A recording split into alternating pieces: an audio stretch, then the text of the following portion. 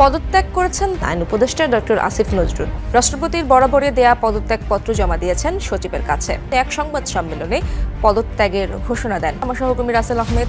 তার কাছ থেকে জানবো বিস্তারিত। রাসেল, সংবাদ সম্মেলনে আর কি বললেন? যে বক্তব্য আপনি এর মধ্যে বললেন বা দেখালেন দর্শকদের, এর বাইরে আসলে তিনি লিখিত একটি লম্বা বক্তব্য বলেছেন। অধ্যাপক আসিফ নজরুল তিনি গ্রহণযোগ্যতা নিয়ে প্রশ্ন তুলেছেন, সেটির নজির খুব কম রয়েছে। এর বাইরে আসলে আমরা জানতে চেয়েছিলাম অনেক প্রশ্ন, কোনো প্রশ্নেরই উনি উত্তর দেননি। শেষ বেলায় তিনি একেবারেই চুপিসারে বক্তব্য শেষ করার সাথে সাথে তিনি বেরিয়ে গেছেন। প্রিয় দেশবাসী, আপনাদের সাথে একটা বিশেষ সংবাদ তাৎক্ষণিকভাবে শেয়ার করার প্রয়োজন অনুভব করছি। আমার পদত্যাগপত্র এটা উপযুক্ত প্রসেসিংয়ের জন্য আমরা কাল বিলম্ব না করে রাষ্ট্রপতির কাছে পাঠিয়ে দিব এবং আমি আশা করব যে এটা খুব দ্রুত কয়েক ঘন্টার মধ্যে এই প্রক্রিয়া সম্পন্ন হবে। ডক্টর আসিফ নজরুল তিনিও এই সময়টিতে ট্রলের শিকার হলেন। এর কারণ হলো এই ভারত ইলিশ রপ্তানি নিয়ে বহু বছর আগে তিনি বলেছেন যে এটা ঠিক হচ্ছে না। তিনি আবেগ প্রকাশ করেছেন যে তাকে যদি কেউ সুযোগ দেয় বা তিনি যদি ভবিষ্যতে সুযোগ পান রাষ্ট্র পরিচালনার জন্য এই করবেন। তো ওই বিষয়গুলো নিয়ে ভীষণ রকম ট্রল হচ্ছে। ট্রোলের শিকার তো হবেই, কারণ ক্ষমতায় যাবার আগে যেই আসিফ নজরুল বাংলাদেশ থেকে যখন ভারতে ইলিশ পাঠানো হয়েছে তখন সে প্রতিবাদ করেছে। তখন সে বলেছে যে এই ইলিশ পাঠানো ভারতে এটা অন্যায় হচ্ছে, শেখ হাসিনা অন্যায় করতেছে। কারণ ভারত আমাদেরকে সীমান্তে আমাদের দেশের লোক হত্যা করে, তারা বিভিন্নভাবে আমাদের উপর জুলুম করে। সুতরাং তাদেরকে ভারতে ইলিশ পাঠানো এটা একটা সম্পূর্ণ অন্যায্য একটা কাজ, ইলিশ পাঠানো যাবে না। তিনি মারাত্মকভাবে প্রতিবাদ করেছেন। অথচ সেই ডক্টর আসিফ নজরুলই আজকে অন্তর্বর্তীকালীন সরকারের ক্ষমতা এসে তার মদদেই এখন ভারতে ইলিশ যাচ্ছে। আর শেখ হাসিনা পাঠাইছে 500 টন আর এখন পাঠাইতেছে 3000 টন। তো তাহলে তার কথা এবং কাজে তো বাংলাদেশের জনগণ মিল পায়নি। সে কারণেই কিন্তু তিনি ট্রোলের শিকার হয়েছেন। তার বিরুদ্ধে প্রতিবাদ হবে এবং তার পরিণতি এরকম হবে, এটাই স্বাভাবিক। কারণ বাংলাদেশের জনগণের ম্যান্ডেট অনুযায়ী যেই ক্ষমতা আসুক, বাংলাদেশের জনগণের ম্যান্ডেট অনুযায়ী যদি না চলে এবং বাংলাদেশের জনগণ কি চায় সে অনুযায়ী সিদ্ধান্ত না নেয়, তাহলে ক্ষমতায় সে টিকতে পারবে না। এটাই স্বাভাবিক, এটা ধারাবাহিকভাবে আপনারা দেখে আসতেছেন। তো বাংলাদেশের জনগণ কি চায় সেটা বুঝে যদি সিদ্ধান্তটা নিতেন তাহলে আজকে এই করুণ পরিণতি হতো না। দর্শক, এই বিষয়ের কিছু অংশ ভিডিও শুরুতে শিরোনামে আপনারা দেখে এসেছেন, বিস্তারিত দেখবেন পুরো ভিডিও জুড়ে। এই বিষয়গুলো দেখার পূর্বে আপনাদের একটা অনুরোধ করবো, যারা আমাদের চ্যানেল নতুন আসছেন চ্যানেলটি সাবস্ক্রাইব করে অল ক্লিক করে বেল আইকনটি চালু করে দিবেন। তাহলে নিত্য নতুন পরিবেশন করা আলোচিত সংবাদগুলো অটোমেটিকভাবে আপনারা পেয়ে যাবেন।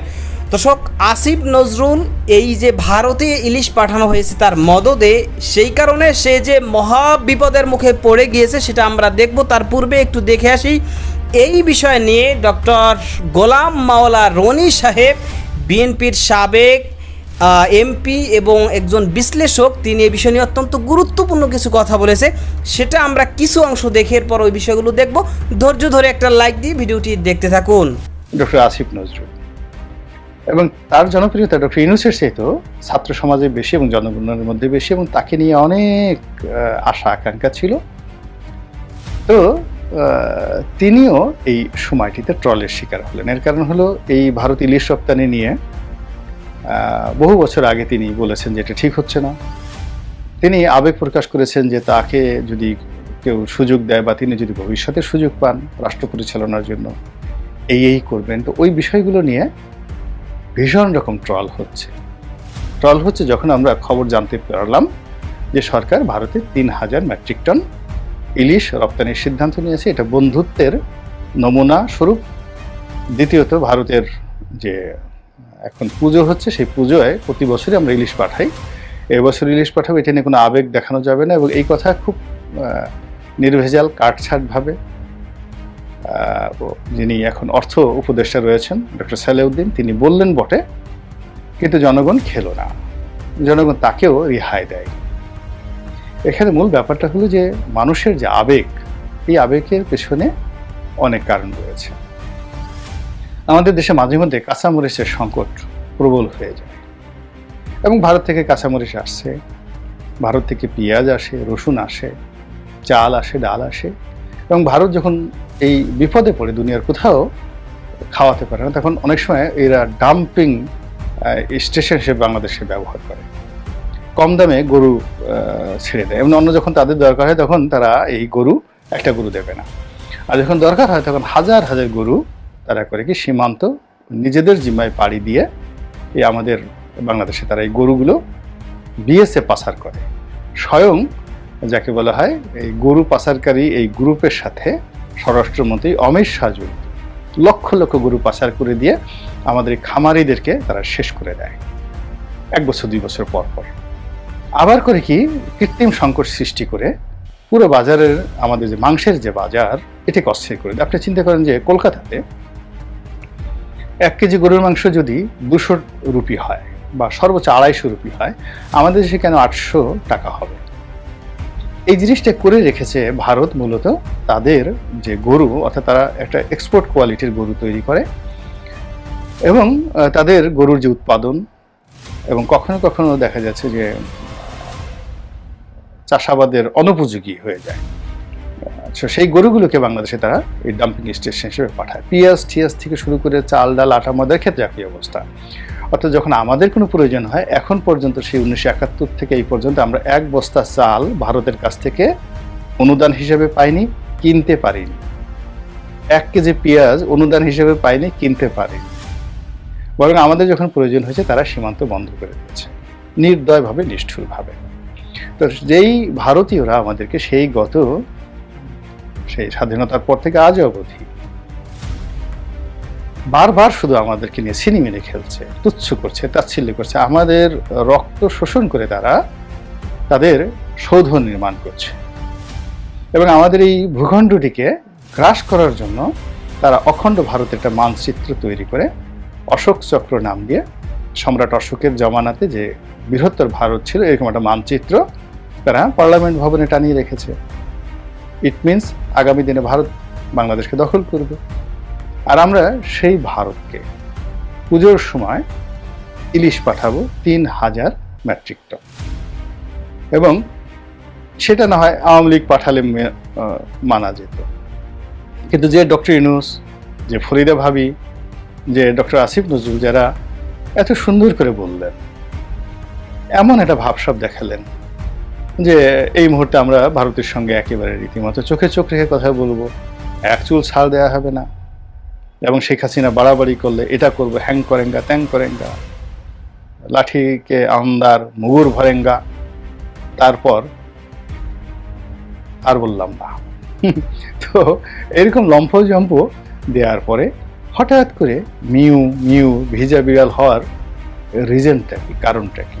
কেন আমাদেরকে এই সময়টাতে 1 বছর না হয় দিতেন না?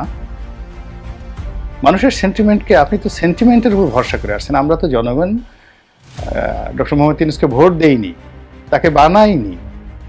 আমাদের আবেগের উপর আপনি বসে আছেন। সেই আবেগটাকে না হয় এই 1 বছর যদি আপনারা সম্মান করতেন, যে জনগণের এই আবেগকে সম্মান করে আমরা এই বছর দিতে পারলাম না, যদি রেড একটা চিঠি দেওয়া হতো যে উই আর সরি, আগামী বছর আমরা দেখব কি হতে, এমন বলেন।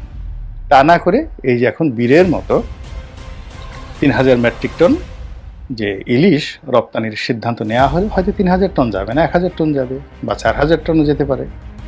সীমান্ত দিয়ে পাচার হয়ে আরও 10,000 টন যেতে পারে, ডাজ নট ম্যাটার। কারণ আপনি যখন রপ্তানির অনুমতি দিবেন তখন চোরাকারবারিরাও বসে থাকবে না।